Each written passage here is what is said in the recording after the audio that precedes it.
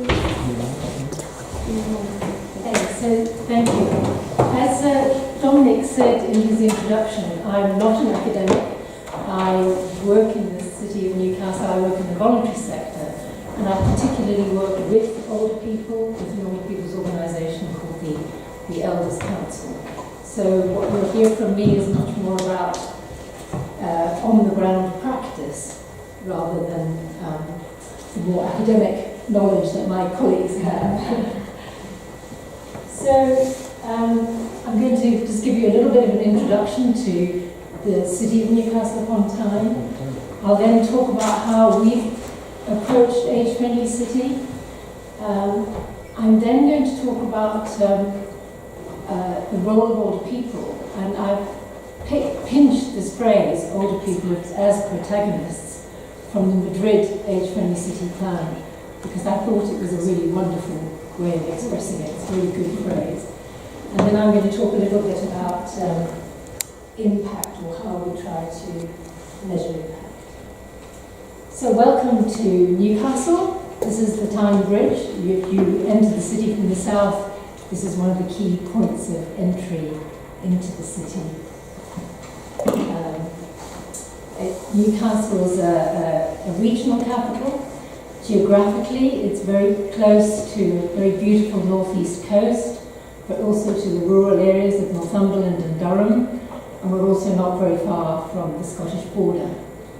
It's a post-industrial city. It was known very much for its innovation in engineering, in shipbuilding and railways. Those industries have now largely gone, but the areas continue to innovate, and particularly we've seen innovation through cultural initiatives. So in our neighbouring borough of Gateshead, we have a very iconic sculpture called the Angel of the North by Anthony Gormley. We've then seen the development of a regional music centre called Sage Gateshead. We have a regional contemporary art gallery called the Baltic. We have a regional centre for dance, and as well as many other museums and art galleries. And in part in recognition of that, in 2018, we hosted a national exhibition called the Great Exhibition of the North. It's also home to two international universities, the University of Northumbria, as well as the University of Newcastle, which all our colleagues come from. And we now have 3 national innovation centres, including, of course, the Innovation Centre on Ageing. Newcastle is quite a small, compact city, a population of about 296,000 people.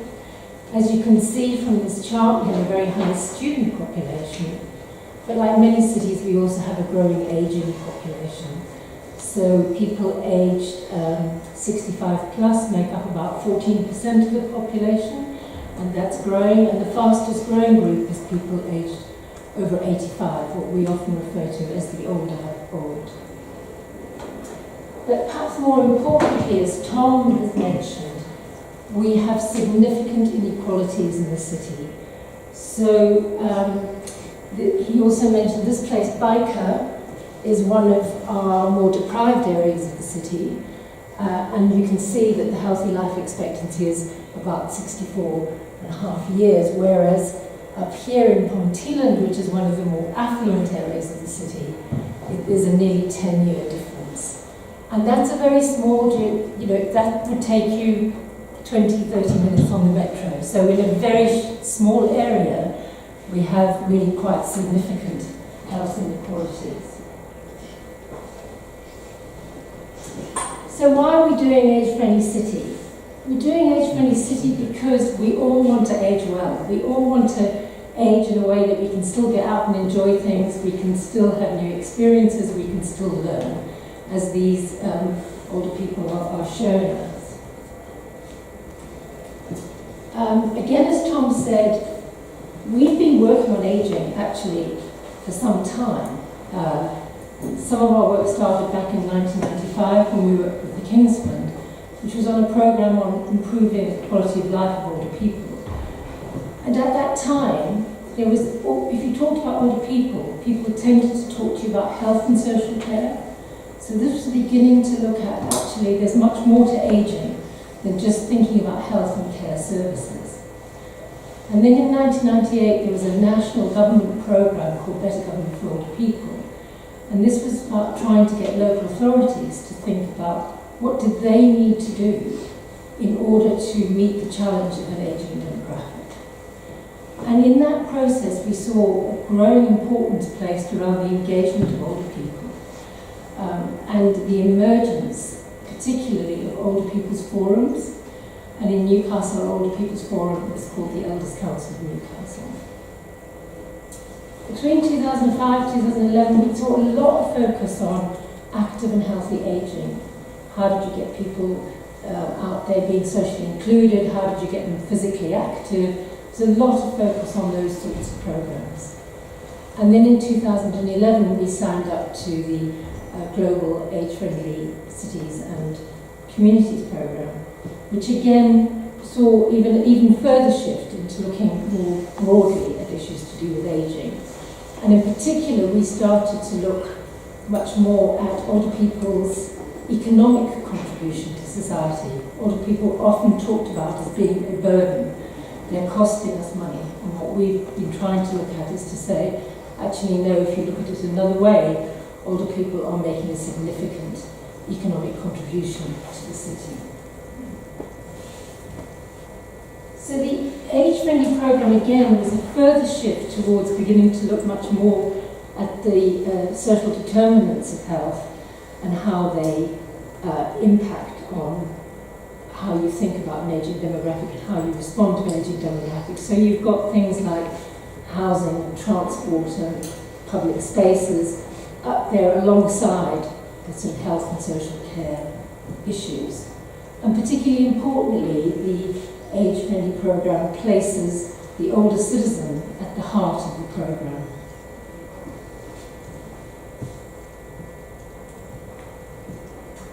I think this shift is particularly well described in this slide by Paul McGarry, who's from Manchester, where he shows the kind of shift from thinking about older people as patients needing medical interventions through to thinking of the citizen and beginning to look at the neighbourhood and the city. So we're looking at age-proofing universal services and looking at social inclusion and sort of changing social structures. So this is a real, beginning to see this real trajectory of change. So how did we approach age-friendly in Newcastle? Well, the first thing we did was to set up an age-friendly group. And as you can see from this slide, what we tried to do was to bring in partners from all the different sectors in this quadruple helix. So we have people from the private sector, from business, we have people from local government, we have people from the community and voluntary sector and older people themselves, as well as academics. Now, our age-friendly group is not a group that anybody is required to go to. It's a group that people come to because they're interested in ageing and they're interested in making a difference. So if you like, it's a coalition of the willing. It's not a group where we have specific representation. And the group has changed and evolved over time, depending on the kinds of issues that we're working on. But what we also did at the time that we signed up to the WHO programme is that we decided that rather than develop a separate, standalone, age-friendly city plan that looked almost exclusively, if you like, at older people, that we would embed age-friendly in our Wellbeing for Life strategy, which is the key strategy for the city, led by what we call our Health and Wellbeing Board. That is a statutory board in the city that particularly has all the public sector partners represented on it. So what we tried to do was to embed age-friendly in that plan. And the overarching aim of that plan is that people who live, work or learn in the city equally enjoy positive wellbeing and good health. So we were also taking a life course approach. So not just looking at older people, but looking at what you needed to do across the life course in order for people to age well and get to their old age in good condition, if you like. So what we're trying to do is to shine, if you like, an age-friendly lens on our work and on our policies, rather than create a separate, parallel area of work. So that's the way we've tried to approach it. And we found this particularly important, particularly if we started to talk about the public realm, about public spaces, because at the end of the day, you've only got one public space and we need to share it. So we didn't want to be going to our planners one day to talk about older people, the next day to talk about children, the next day to talk, we wanted to try and say, no, this is one city, this is one place. We need to, approach it more coherently, if you like. I'm now really going to focus on the role of older people in this work, which is the area where I have most experience. So what's happened is we've developed a number of mechanisms, if you like, through which older people can become involved. So one is the Elders' Council of Newcastle. It's an older people-led organisation. I read a little bit about your Consejo de Mayores in Madrid. It feels like it's slightly different. The money to fund the Elders' Council comes from local government, but the organisation is completely controlled by older people themselves. And some of those older people might be representatives of other older people's organisations, but some just come to the group as individuals, as active older people. We then have Voice Global, which is a mechanism developed by Newcastle University, mainly to engage people in research and innovation. And it's an online platform, so you can sign up online, and you can either take part online or you can come together for meetings and focus groups to engage in particular pieces of research or innovation. And then another kind of mechanism that has evolved is called New Age. This is an aging module available to students at Newcastle University from all different faculties. And they come together to learn about aging and how it might apply to their own particular discipline. And it's quite a short course, and older people are involved in that course as mentors and support the students in doing that work. So, what difference has it made to have older people involved? Well, some of the things that have happened because of older people's involvement is, the first thing older people would say is they didn't know what was going on, they didn't know what services were available to them. So we've developed this online resource called Information Now, which has a lot of information about services, about opportunities, about activities for older people in the city. And that's complemented by the work of the Elders' Council, who produce a magazine, which is very important for people who don't go online. They have a radio program, they also have a Facebook page, e-bulletin and website. And then, with Northumbria University, we have an IT drop-in, where students will help older people with their digital skills. So sometimes if you retire, it can be quite hard to keep up to date. So the students will help you to develop those skills. Something else that we're developing, this is trying to encourage people to develop the skills to be more active citizens. This is a course which is actually developed by Professor Tom Sharp when he worked in Ireland, and we're offering it in partnership with a voluntary organisation which does community education. It's an opportunity for people to develop new skills, but also to apply their talents and their expertise in different ways. And it helps older people to build their confidence to do something different in their communities when they retire. So we often rely very much on older people in communities to provide some of the opportunities for social interaction in community centres. So this is a way of kind of helping people to realise they've got the skills to do that, but also helping people in a way to be more politically active.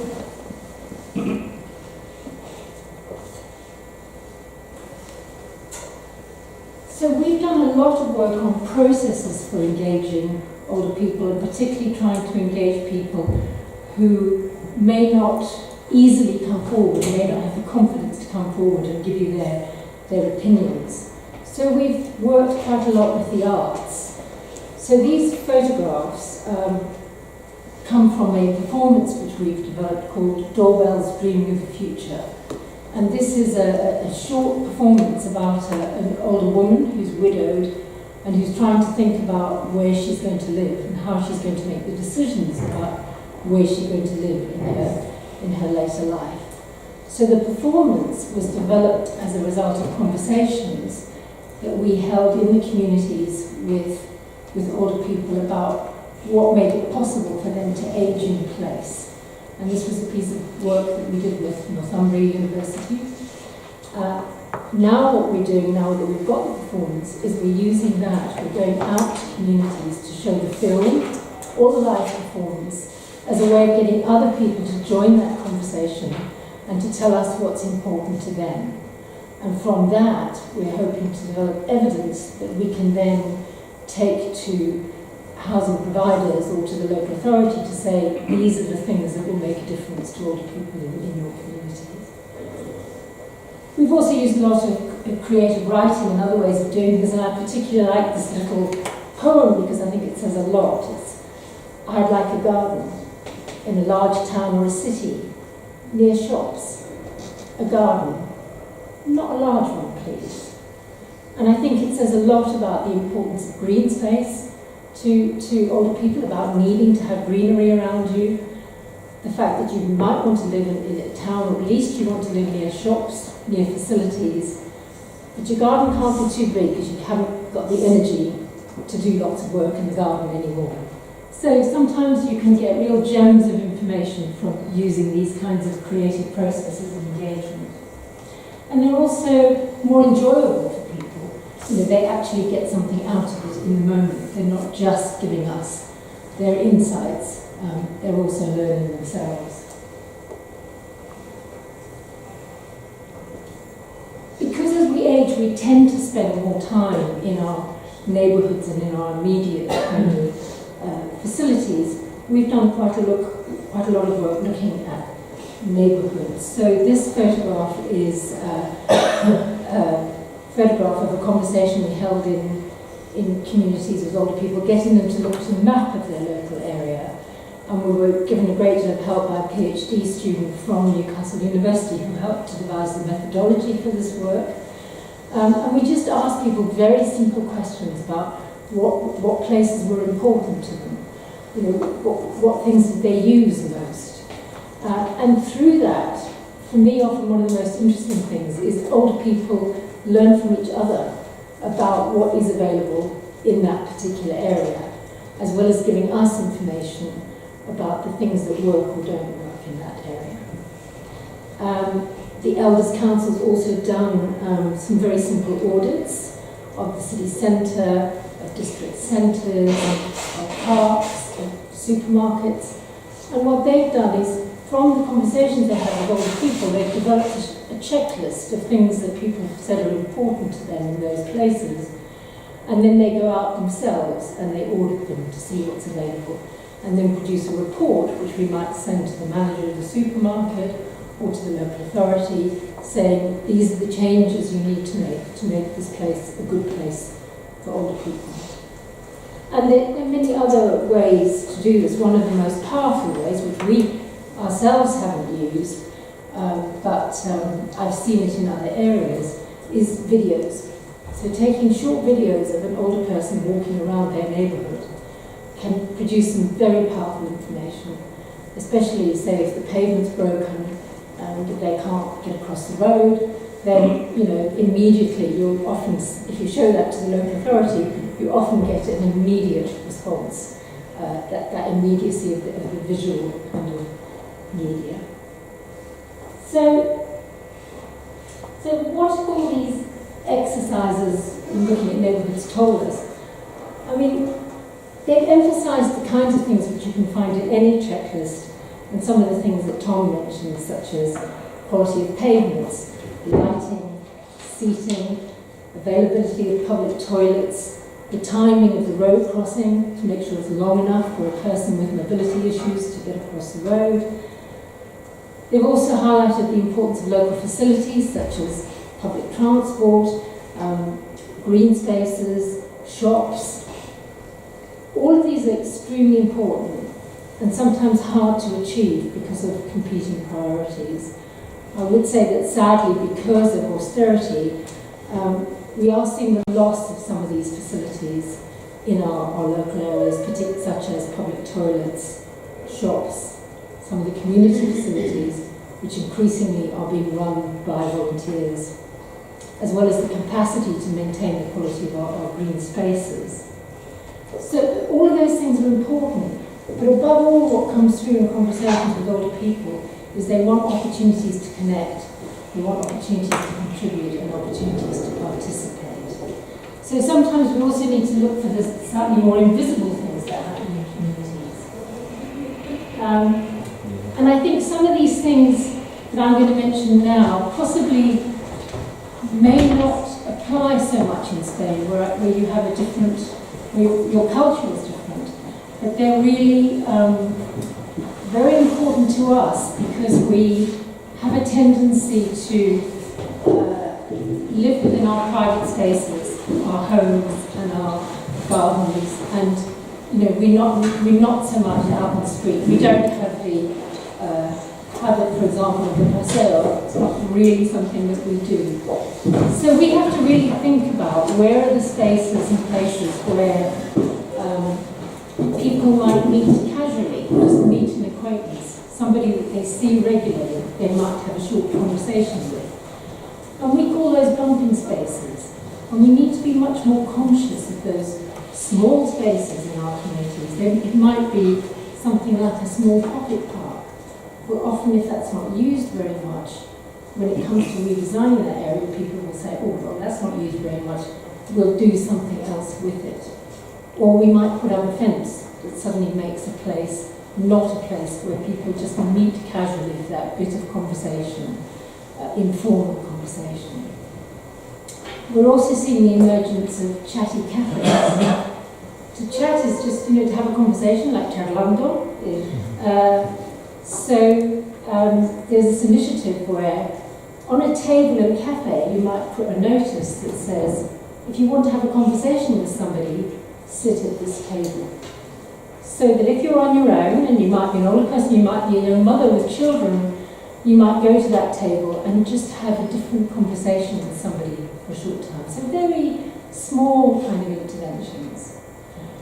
Take a seat campaigns have been very popular with age-friendly cities in the UK, and that's encouraging shops to have seats in the shop, so that when you're going shopping you can just sit down for a few minutes. But again, sometimes it's not just about having a rest, it's also about a place for a little bit of conversation, a bit of interaction. And they've actually proved very popular as a way of promoting the concept of age-friendly cities. And then more recently we have something called slow shopping, and this has really come out of the dementia-friendly city movement or autism-friendly movement. And this is about having time, either often in the early morning or in the evening, in a supermarket where it's quiet, where maybe you don't have any music, where people can, particularly say people with dementia, can come and they can shop at a slower pace. People will recognise that they need a little bit more attention, and the staff in that shop will have been trained. They will have had dementia-friendly training so that they understand the needs of people with dementia or autism and can be more supportive to those people as they shop. So these are the kinds of, if you like, almost small and almost invisible kind of interventions, but actually mean that the place doesn't only physically look like a good place to be, but actually it feels like a good place to be. I feel safe in that place. I'm well supported. I'm just going to talk a little bit about housing, because Rose will talk much more this afternoon about housing. But I wonder whether you ever think about, well, where might I live as I get older? How am I going to live when I get older? I think about it more and more myself, partly because I live in a house which I know I won't be able to continue to live in if I have any mobility problems.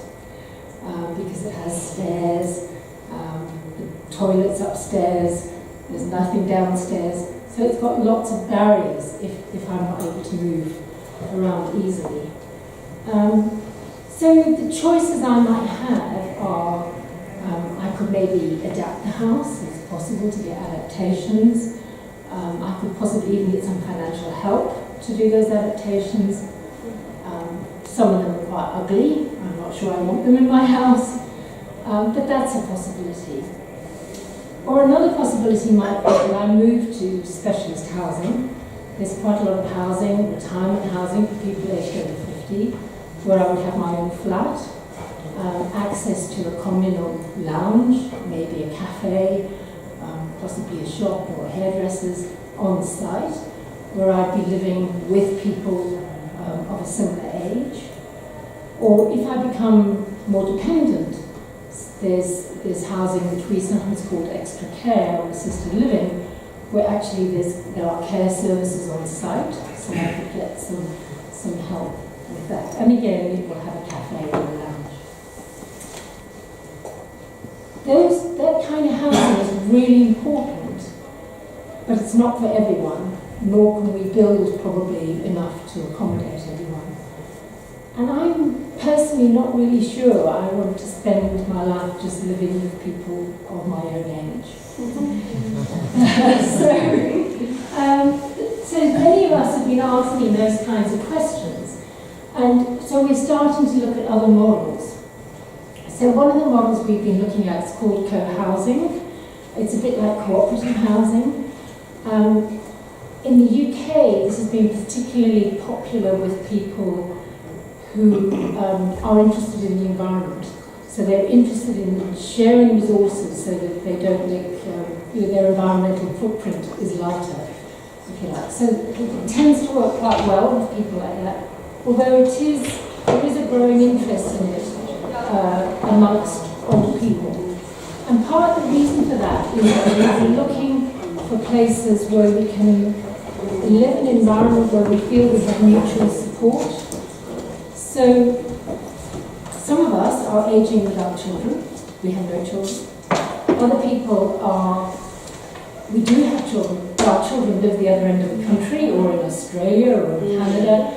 So actually, where do we draw our day-to-day support from? So we're looking for models of housing that will enable us to draw that support from our community. And there are some older people's co-housing, particularly in Scandinavia, and there's one scheme that we know about, an older women's co-housing scheme in London. But it's really in its infancy. Independent creative living is another initiative, a very small initiative at the moment in Newcastle, and that's come from people who have a background and an interest in the arts. Many of them are artists. A lot of older artists will reach older age, they won't have many resources, not many assets. So again, it's thinking about where is a place where these people can age well together, but can continue to be creative, can continue to participate in their local community. So they're being really, really strong contributors to the community, but living in a place where they have more in common than their age. They have a common interest in something like the arts and creativity. And then we have future homes. But I'm not going to say anything about that because you'll hear about that from Rose this afternoon. I couldn't talk about older people without and age-friendly without talking about transport. And I chose this cartoon, which was done about 15 years ago in a workshop with a group of architects. And basically it's a bus stop, very comfortable bus stop, where you can listen to music when you're waiting for the bus. and you'd have a loudspeaker telling you what time the next bus was coming. And 15 years on, I'm looking at this and thinking, well, the seats, we do have seats in buses, not quite as comfortable as that, but we do have seats. We have music through our mobile phones, and we can find out what time the bus is coming, again through our mobile phone. Or if you live in London, they have screens in the bus stop that tell you what time the bus is coming.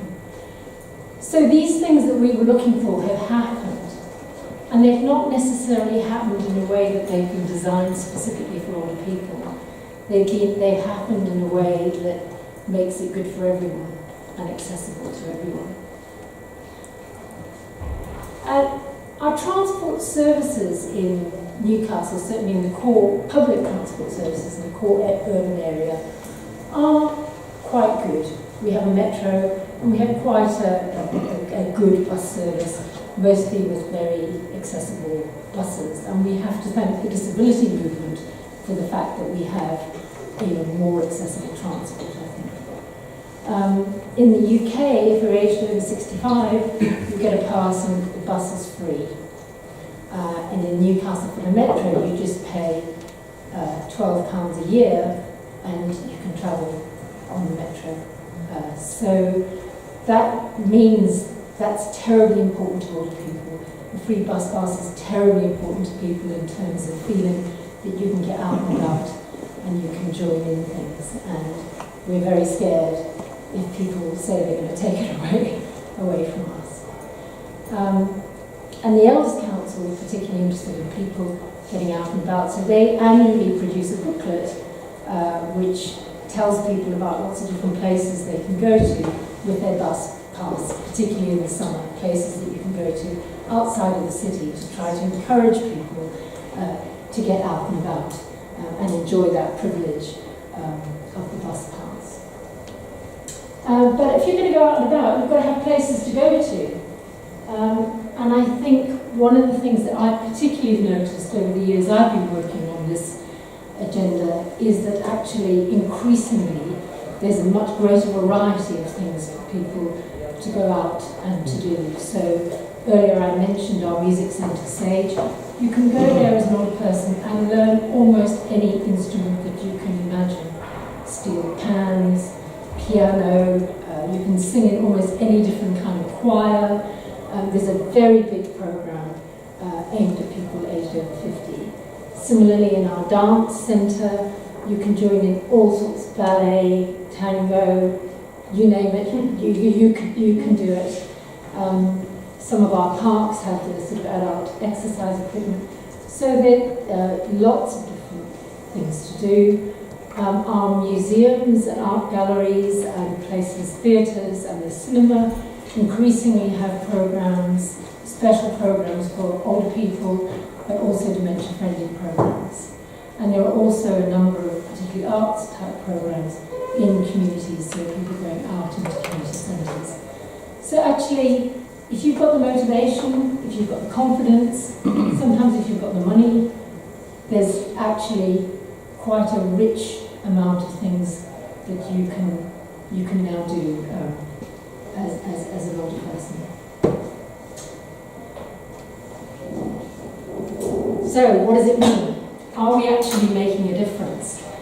And I think, as Tom said in his presentation, it is actually quite hard to know whether you're making a difference in an age-friendly city.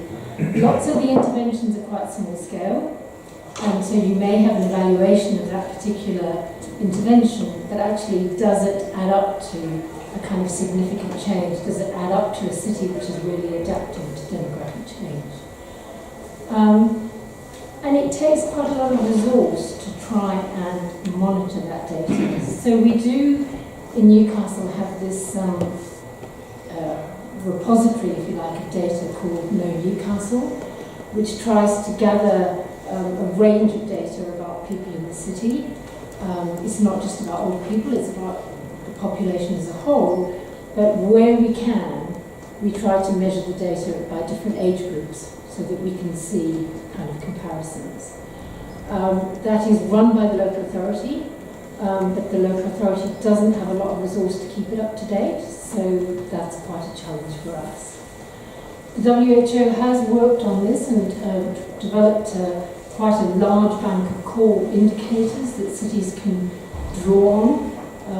But again, I think in a lot of places you'll probably find the resource to do that monitoring over time, to be able to see the difference over time, is quite challenging. And I noticed that the Madrid Age-Friendly City Action Plan has 273 indicators, so I'm quite interested to hear from your municipality in Madrid as to how they're gathering that data. So it remains quite a challenge how you produce hard evidence about the difference you're making in terms of an age-friendly city. So I've tried to give you a bit of an overview, particularly an overview of what it means to engage older people in an age-friendly city and what difference it makes. It's a very complex area of work, and I think when we're working in this area of work, we should remember to keep dreaming. So I'm finishing with this poem, which was written by an old person in one of our creative writing sessions, saying, "I feel my views are valuable. It is fine to dream differently." Thank you very much for listening. Thank you.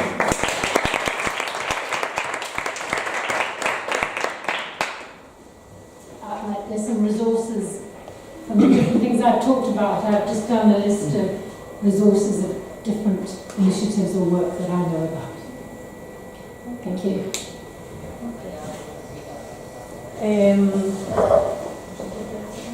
Any question for Barbara?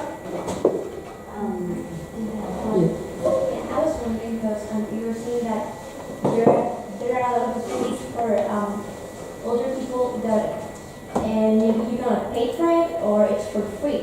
Yes. So I was thinking maybe that if we apply like this option, like the free option, to the older people, that will be like very inclusive, like for them to come to make some activities or going to inside or festival or something that they were saying. But here in Spain, I think we don't have that. Like I mean, for all the activities or for all the people who want to do that. And I'm coming from South America, so it's like it's worse there because like there's no activities for them and there are like no festivals or I don't know how to say that. But how we can like improve the situation of older people if we don't have like the free pass for these kind of activities. Yeah. I mean, it is an issue, it is a problem. I mean, we used to, when there was more money about, people often used to put on activities for free for older people. And that developed an expectation that everything would be free. Now we have less money, we can't do that, and people have to pay. And then when you introduce a charge, it becomes more difficult. So you will find that quite a lot of activity for older people will be subsidised. So organisations, voluntary organisations particularly, will go for grants from philanthropy, really.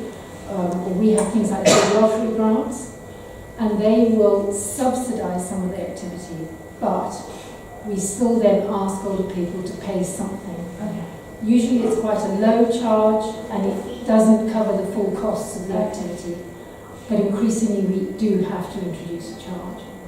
And then there are some activity classes in the more affluent areas where people will be able to pay enough to cover the costs. But in most places, the cost will be subsidised. And it's the voluntary sector, the charging sector, that will raise the money to cover the cost of those activities.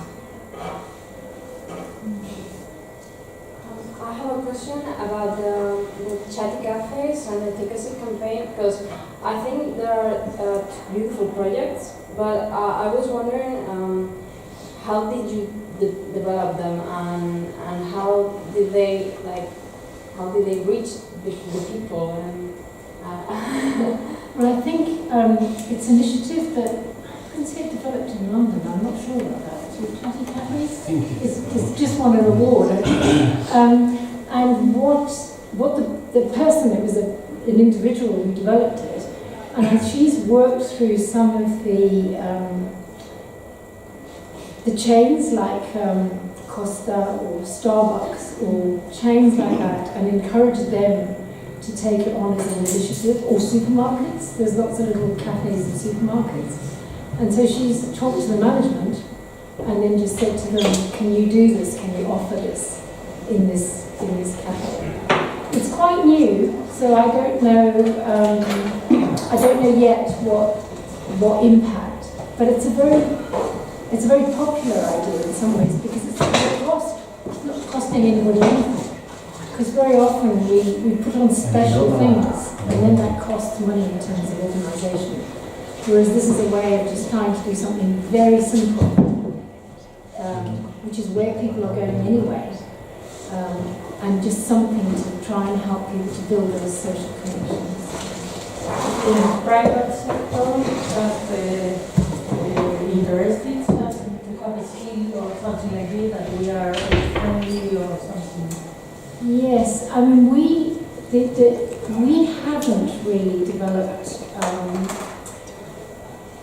There's been ideas that you could develop like a kite mark, like a brand, to say this is an age-friendly shop and this is an we haven't done that, and part of the trouble with that is how do you monitor it?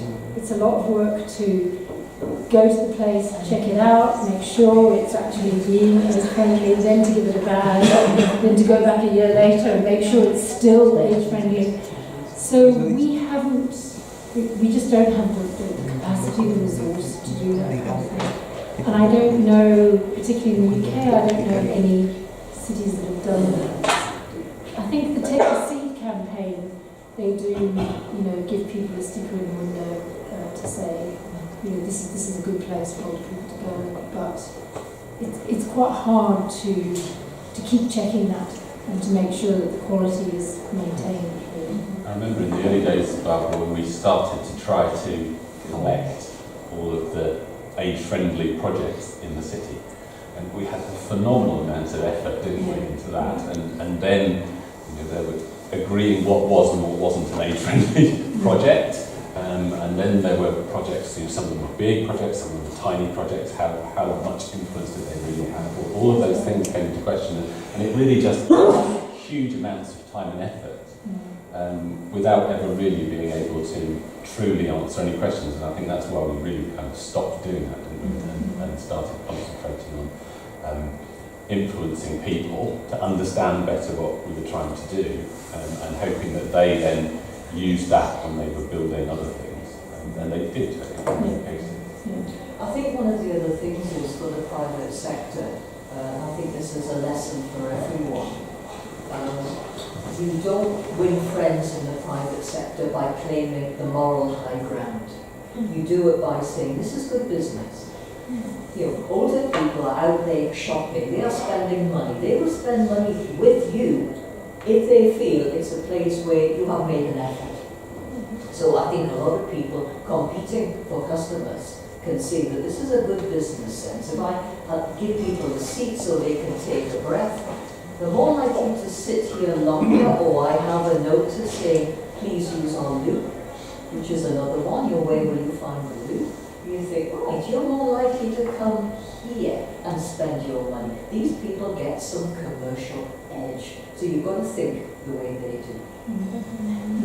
And I think certainly I think that's something that the dementia-friendly city movement has done quite a lot of, is they will go into shops and say, we'll train your staff in being more dementia-friendly. And that again, gives that place kudos. They can promote the fact that they're doing that kind of work. Okay, very interesting. Thank you for your presentation. I was wondering, because you said that in this kind of initiatives, the old people ask for things like more green areas or toilets or whatever. And I was wondering if in the urban design, in the the decision-making process of the urban design, the old people are next contribution also, or is just that they ask for some things and the people that are designing the urban area take into consideration or not, or the old people are really involved in the process? It's a bit mixed, to be honest. So, and it can happen in two ways. So if, for example, if the city is developing a new policy or a new plan, they will consult on that plan. And what we'll try and make sure is that older people will respond to that plan. And they will send in a written response, or they will have a meeting where older people will contribute and comment on that plan. So we try to do it that way through the sort of, if you like, the formal planning and consultation processes. But the other way we try to do it is almost through continuous dialogue. So if older people have done a project where they've looked at a neighbourhood or they've looked at the city centre, then from the Elders Council we'll send a report which we will take to the local authority, to the planners, and say, this is what's important to us, this is what we want you to incorporate into your future plans. Now, whether it happens or not depends very much on a whole range of things. So it might depend on competing demands from something else, it might depend on where the money is coming from. So that's where it becomes very hard for us to be able to say what we said made a difference. It's very hard for us to judge that. But I think what I would say is, I think if there is planning happening, particularly if it's planning for a new development, that I would say some of the things which are kind of principles of age-friendly, but not just age-friendly, but principles of child-friendly as well, is the understanding fundamental things like we need community facilities, we need shops, we need good public transport. I think those things are better understood. But it's very hard to be able to say, we said this, you did that. It's really, really hard for us to be able to track that.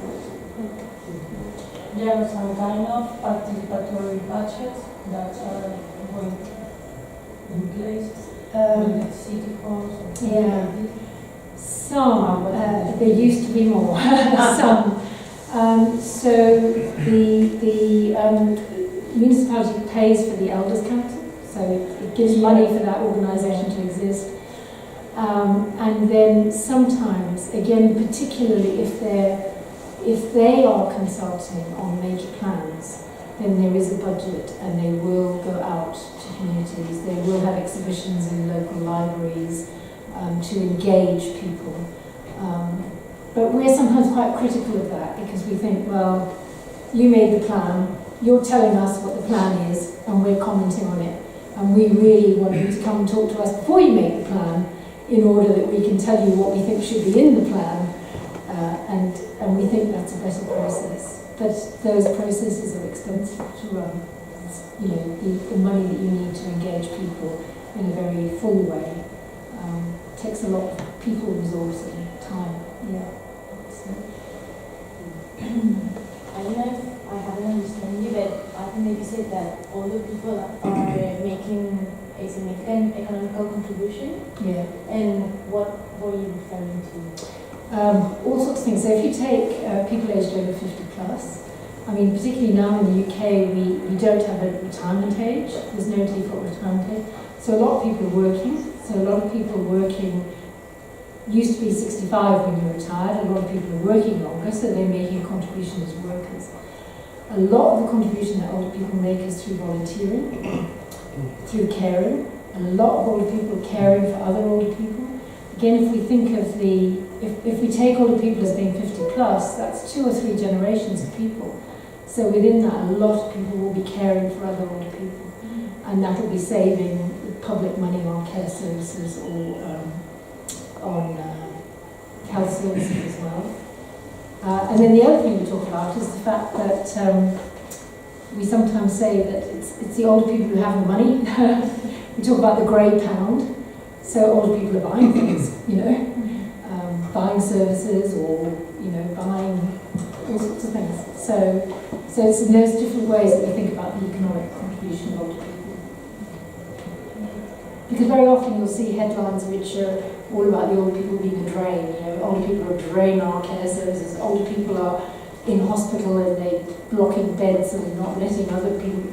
So, you know, but actually the reality is if you look in the round of what older people are contributing, it's actually quite significant. Okay. Any more questions? For example, I really find interesting the examples that you show, but I think like we are focused more in the physical solutions, but what about the politics? For example, I think that for elderly that don't have family, maybe job or working is a good way to be more active or be inclusive in a city. So I was wondering if you know, like, if there are some politics of include old people in or to get jobs or something like that.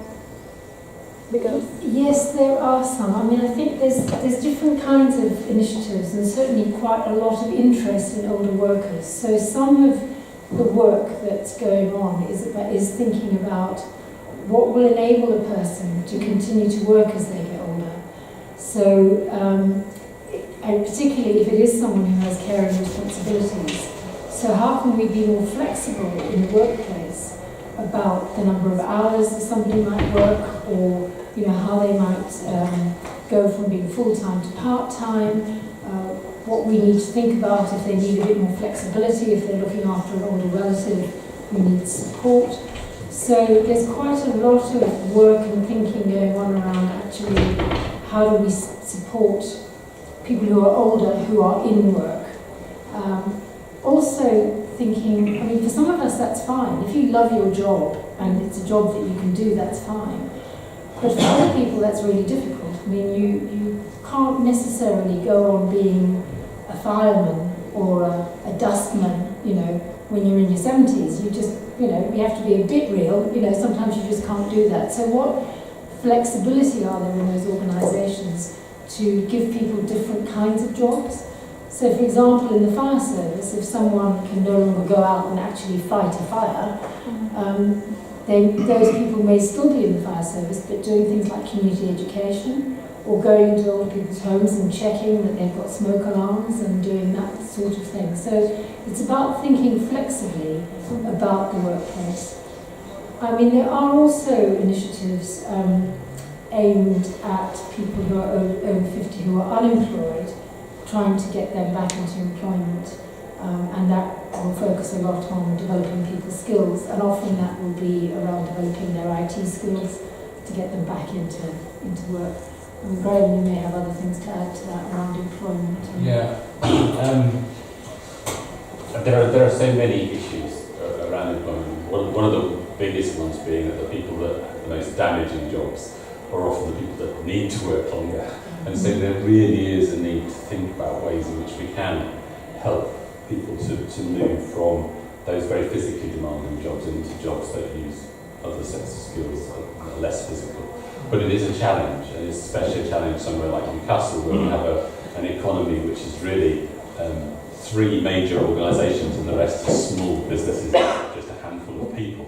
So for those small businesses, it's very, very difficult for them to move people about unless we can somehow get them all to work together. So that's a challenge for that sort of economy in big companies and in public sector areas. Then government organisations, then we should be able to help people to move around. And I think we're probably quite good at it in the UK in terms of moving people into new spaces. But it's not easy to do for everybody. And it can be particularly serious for small businesses. We've done various events for small businesses where if they've got an ageing workforce, all their skill set is in that ageing workforce. And so if those people suddenly decide to retire at the same time, you've got no skilled workforce left. And we So do it's have skills that are like obsolescent, so they're starting to not be used very much. And younger people don't want to go into those areas, obviously, for very good reason. So welding, for instance, has been a good example. We have companies in Newcastle that are working in the subsea environment, and they need lots of precision welding capability, but they're employing people who've been doing that for years. Their eyesight's starting to go. They can't see properly to do that sort of work, and so they're having to work very hard to try to protect these people, these individuals that can still do the work, because they've suddenly become a really special resource and a competitive advantage to those companies, because you can't get young people to do it that haven't been trained to do it.